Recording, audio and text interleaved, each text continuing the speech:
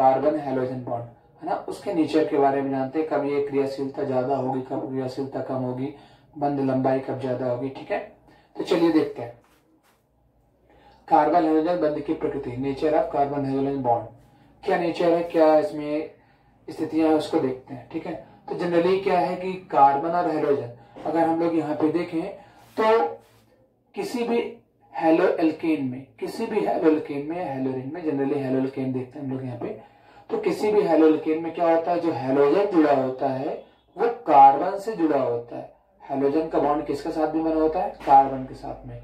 तो halogen generally हम लोग जान रहे हैं हैलोजन की क्रियात्मक विद्युत ऋणात्मकता क्या होती है, बहुत ही ज्यादा होती है कार्बन की तुलना में, इसकी विद्युत ऋणात्मकता बहुत होगी यहाँ पे। ठीक है, तो कहने का मतलब हैलोजन परमाणु कार्बन परमाणु की तुलना में अधिक विद्युत ऋणात्मक होता है, अतः कार्बन हैलोजन बॉन्ड ध्रुवित हो जाता है, जिससे क्या होता है, कार्बन पर आंशिक धनावेश तथा हैलोजन पर आंशिक ऋण आवेश आ जाता है।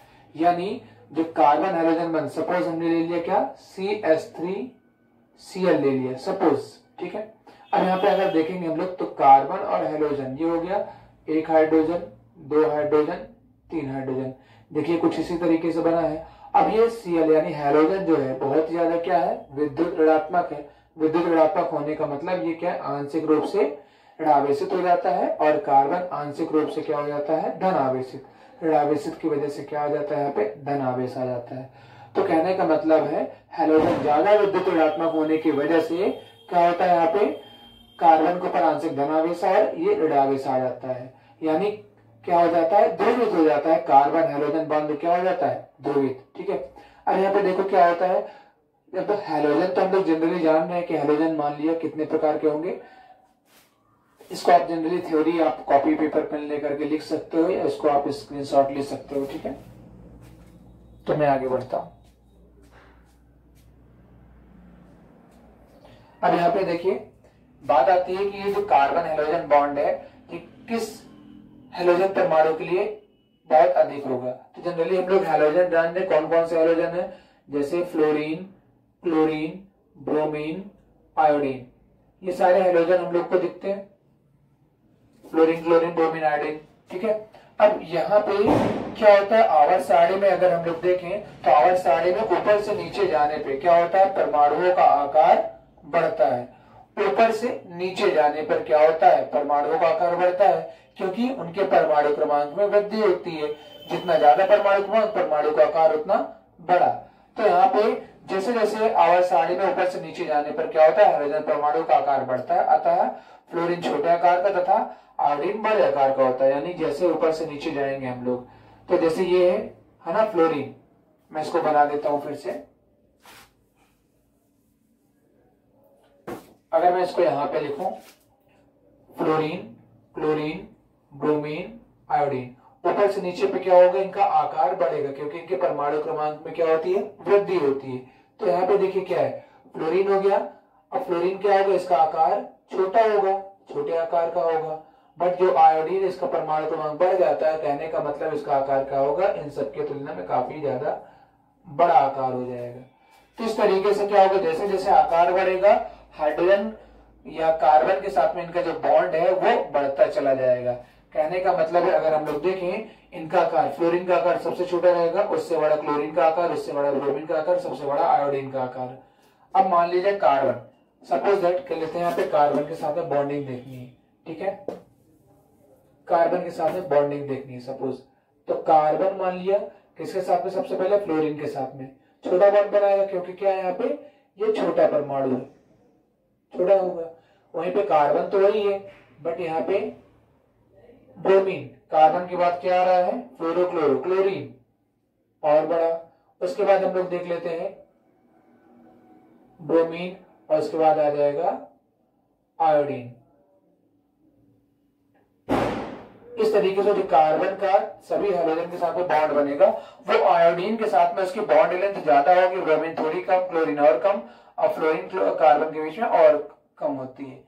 तो जनरली अगर हम लोग देखें, बॉन्ड लेंथ जैसे जैसे बढ़ता है, कार्बन का आकार जैसे बढ़ता है, एक दूसरे तरीके से हम लोग इसको देख सकते हैं। मैं इसको रफ कर दूं थोड़ा सा, एक दूसरे एग्जांपल के थ्रू अगर मैं बताऊं तो इसको आकार के थ्रू समझते हैं। सपोज फ्लोरीन का आकार है छोटा, फ्लोरीन के बाद क्या है क्लोरीन, थोड़ा सा बड़ा आकार बड़ा होगा, ब्रोमीन परमाणु का थोड़ा, आयोडीन और बड़ा आकार का होगा। एक अज्यूम कर रहे हैं उसको समझने के लिए। और यहाँ पे इसके साथ में हेलो कार्बन परमाणु के साथ देखना है। यहाँ पे कार्बन का मतलब यहाँ पे मान लिया कार्बन, कार्बन का आकार तो उतना ही रहेगा क्योंकि सभी के साथ में कार्बन है। अब यहाँ पे बॉन्ड जो बनेगा, यहाँ पे बॉन्ड आप देख सकते हो ऐसे, है ना। तो जो कार्बन कार्बन यहाँ पे जो छोटा ऐसे करके, जैसे जैसे आकार बड़ा होगा, जैसे जैसे आकार बड़ा होगा क्या होगा, इनके बीच में जो बनने वाला बॉन्ड होगा वो क्या होगा, बढ़ता जाएगा। ठीक है, जितना बड़ा परमाणु का आकार उतना बड़ा उसका बॉन्ड लेंथ, है ना। ये लिखा हुआ है कि क्या होता है, अतः फ्लोरीन छोटे आकार का तथा आई बड़े आकार का होता है, जिसकी वजह से क्या होता है, बंध लंबाई बढ़ने के साथ क्या होता है, उनकी क्रियाशीलता भी बढ़ जाती है। पहली बात तो बंध बॉन्ड परमाणु जितना भी ज्यादा बड़ा होगा कार्बन के साथ में उतना ज्यादा हाइड्रोजन का बंध होगा।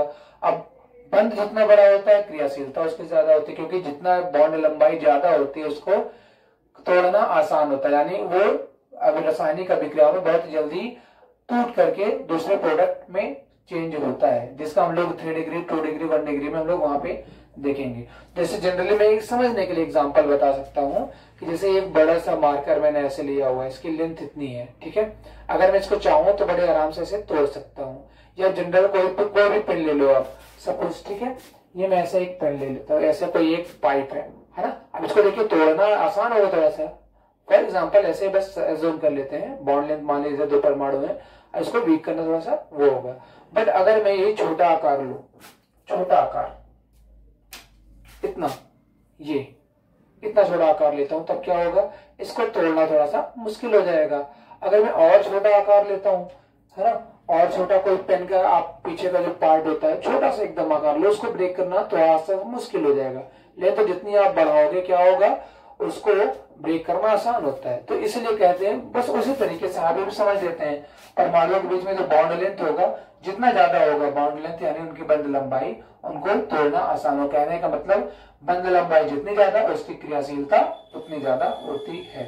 ठीक है, तो ये था कार्बन हाइड्रोजन बंध की प्रकृति। हैलोअल्केनों में क्या होता है, जो कार्बन अगर क्लोरीन के साथ में छोटा बंध बनाता है, क्लोरीन के साथ में थोड़ा बड़ा बंध, और ब्रोमीन के साथ और बड़ा बंध, और आयोडीन के साथ ज्यादा बड़ा बंध। इसलिए कार्बन और आयोडीन का जो बंध होगा वो ज्यादा क्रियाशीलता दिखाएगा कार्बन और फ्लोरीन वाले बंध से। ठीक है, ये चीजें यहाँ पे क्लियर हो गई, तो इसको मैं रफ करता हूँ। ठीक है, अब इसके बाद हम लोग जो ये लेक्चर हो गया कार्बन हाइड्रोजन बंध का। ठीक है, इसके बाद हम लोग को देखना है हैलोअल्केन बनाने की जो मेथड्स हैं, प्रिपरेशन मेथड ऑफ हैलोअल्केन, उसको देखना है। ओके, चलिए इसको देखते हैं।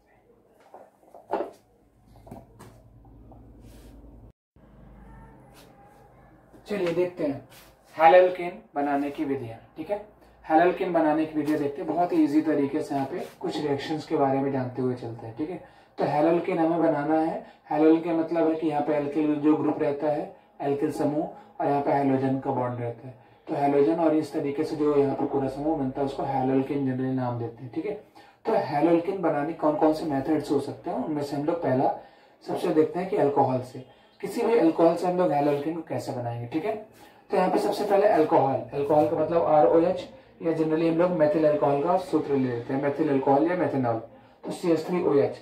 अब CH3OH अल्कोहल की अभिक्रिया किससे कराने वाले हैं, हैलोजन अम्ल से। ठीक है, अब जब एल्किल हैलाइड हमें बनाना है, हैलोअल्केन बनाना है, तो हम क्या कर रहे हैं, सबसे पहले हैलोअल्केन बनाने के लिए किसी भी अल्कोहल के साथ में, ये जनरली हमने यहाँ पे मेथिल अल्कोहल लिया है, तो अल्कोहल के साथ में हम किसकी अभिक्रिया कराएंगे, हैलोजन अम्ल। हैलोजन अम्ल का क्या मतलब है, हाइड्रोजन आयोडाइड, हाइड्रोजन ब्रोमाइड, यानी हाइड्रोजन क्लोराइड, हाइड्रोजन फ्लोराइड, इन सब की। ठीक है, तो यहाँ पे जैसे अगर हम लोग अभिक्रिया कराते हैं तो प्रोडक्ट क्या बनेगा, जनरली मेथिल अल्कोहल की हाइड्रोजन आयोडाइड से कराएंगे। इसको करने से पहले एक बात जान लेते हैं कि बंध लंबाई, जनरली हम लोग जान रहे हैं हाइड्रोजन आयोडाइड यानी आयोडीन ज्यादा परमाणु बड़ा है, ब्रोमीन कम छोटा और छोटा और छोटा, तो परमाणु जितना छोटा बंध लंबाई उतनी छोटी, जितनी बंध लंबाई छोटी रहेगी क्रियाशीलता उतनी कम, बंध लंबाई उतनी ज्यादा उसकी क्रियाशीलता उतनी ज्यादा होती है। ठीक है, तो यहाँ पे उसी का हम लोग यूज करेंगे। ठीक है, तो यहाँ पे यानी बंध लंबाई छोटी होगी, बंध लंबाई बड़ी, बंध लंबाई और बड़ी, बंध लंबाई और बड़ी होगी आयोडीन को, तो यानी आयोडीन का जो हाइड्रोजन आयोडाइड होगा उसकी क्रियाशीलता ज्यादा होगी क्योंकि उसको ब्रेक करना आसान होगा। तो जैसे क्रिया कराएंगे तो इस तरीके से ये CH3OH एल्किल समूह का ये OH यानी जो अल्कोहल का OH समूह है इस H से मिलकर क्या बना लेगा H2O और यहाँ पे CH3I और तो आसानी के साथ ये प्रोडक्ट बनेगा। ठीक है, ये बन गया देखो RI हेलोजन बन गया, R और X यानी हेलोल्केन प्राप्त हो गया। ठीक है, यानी क्या है ये हेलोल्केन का मतलब आयोडो मेथेन। ठीक है, एल्किल आयोडाइड आप कह सकते हो। इसमें भी ये होगा ब्रोमीन है, इसमें भी क्रियाशीलता आसानी से हो जाएगी और ये प्रोडक्ट क्या बन जाएगा प्लस में रहेगा H2O रहेगा और यहाँ पे क्या बन जाएगा CH3Br। तो यहाँ पे देखते हैं ये थोड़ा सा परेशान करेगा लेकिन जनरली क्रिया हो जाती है। तो यहाँ पे OH है, यहाँ पे भी क्रिया देखेंगे तो ये भी क्रिया आसानी से हो जाती है। तो क्या बन जाएगा प्लस में H2O और यहाँ पे क्या बन जाएगा मेथिल क्लोराइड यानी CH3Cl। फिर जैसे यहाँ पे आते हैं तो ऑलमोस्ट ये ना के बराबर होती है या ताप ज्यादा देंगे तो ऐसा नहीं है कि हो जाती है, अभिक्रिया हो जाती है लेकिन जनरली ये अभिक्रिया सामने नॉर्मल टेम्परेचर पे नहीं होगी।